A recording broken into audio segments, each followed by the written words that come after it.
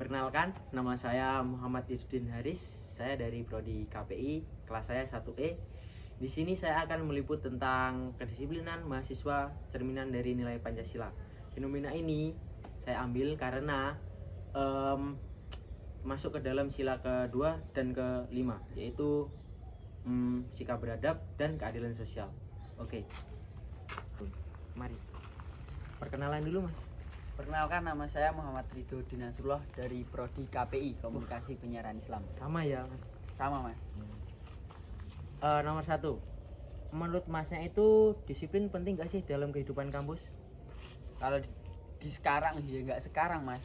Disiplin itu sangat ngaruh. Apalagi semua aktivitas itu kalau nggak diawali kedisiplinan bisa hancur. Contohnya saja ketika kita mau berangkat kuliah, kita menyepelekan waktu, kan kita bisa terlambat. Nggak menghargai dosen sama teman ya, Mas? Nggak menghargai dosen sama temannya. Ya, kalau kedua ini tantangan terberatnya untuk mencapai kedisiplinan itu apa sih, Mas? Kalau di zaman sekarang banyak, Mas. Contohnya saja tantangannya seperti HP. Nah, di HP kan ada TikTok apalagi. Itu banyak orang yang main TikTok sampai melupakan tugas. Kan tugas banyak waktu kuliah. Kerjanya mepet-mepet gitu. Ya, nggak bisa ngatur jam. Kalau yang terakhir ini kedisiplinan itu termasuk mencerminkan nilai Pancasila nggak sih, Mas?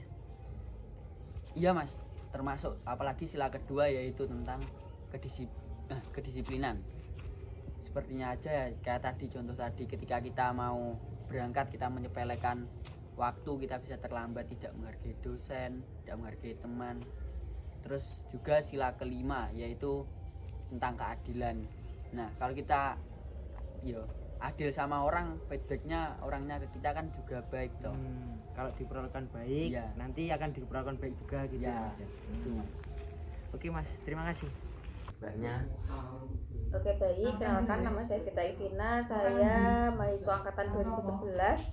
Saya dulu kuliah di Universitas Brawijaya Malang, dan sekarang saya mengajar di SMPT Al-Hikmah Benije sejak tahun 2017 yang lalu. Untuk sekarang kesibukannya yang mengajar dan juga ibu rumah tangga. Keren sekali. Nah, berhubungan dulunya juga mahasiswa, sedikit menanyakan tentang kedisiplinan mahasiswa zaman sekarang. Yang pertama yaitu, disiplin itu penting gak sih buat kehidupan di kampus?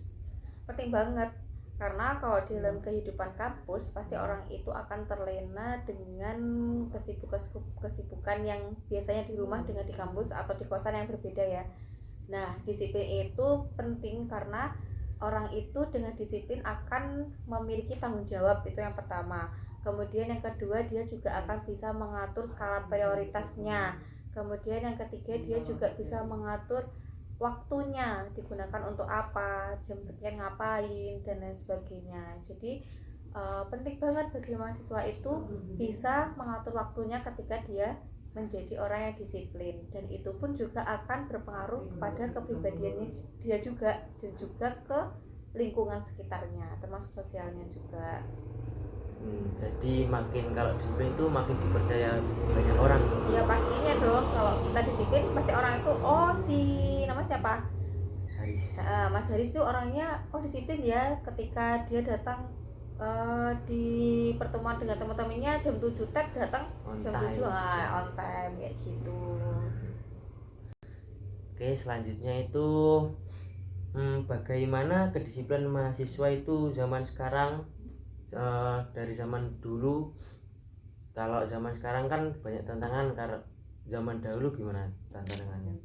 Sama aja sih menurut saya. Jadi kalau yang zaman dulu tuh mungkin tantangannya karena drakor dan sebagainya. Kalau saya dulu ya itu lebih ke drakor, kemudian nonton ke ke bioskop dan sebagainya. Mungkin kalau yang sekarang lebih ke gadgetnya sendiri ya di rumah dan sebagainya, sehingga tingkat kedisiplinannya itu